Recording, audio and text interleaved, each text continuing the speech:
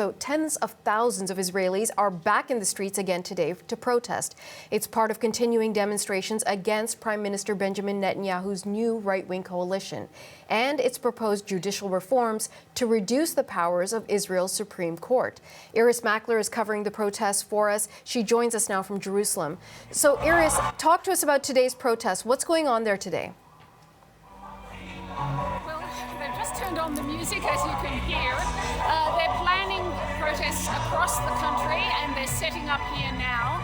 This is Jerusalem. The largest protest in years took place last week in the pouring rain in Tel Aviv. 80,000 people turned out. They were expecting that number at least, if not more.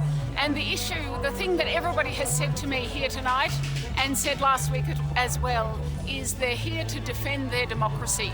So there is a fear for the democracy here at this protest, at the protests across Israel, but also amongst ordinary Israelis, perhaps not those who voted for this government, but also those who voted for this government, who are very fearful of a new plan for what is called a radical judicial overhaul, but some people are actually calling a democratic coup, because the changes will be so large that Israel will no longer have a balance of powers and will no longer be the democracy that they know. Iris, I should let you know it's difficult to hear you. You're almost getting drowned out by what seems to be a jubilant tone to the protest behind you. But part of that jubilation also comes because so many of the protesters got a boost this week when there was a ruling from the High Court that one member of Netanyahu's coalition is seemingly unfit to be a government minister. What can you tell us about that?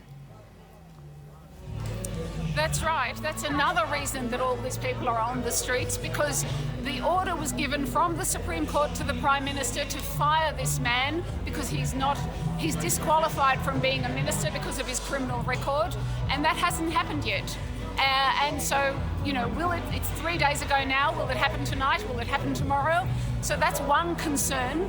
And I think there is also the concern that the right-wing government will use the case of this minister who was disqualified to say the courts don't have the right to tell us what to do in this way, and to double the speed with which they try to implement this reform, this radical reform, which really worries people here. Every single person I've spoken to says we're worried for our democracy, and I think that's why we see so many people on the streets of Israel tonight.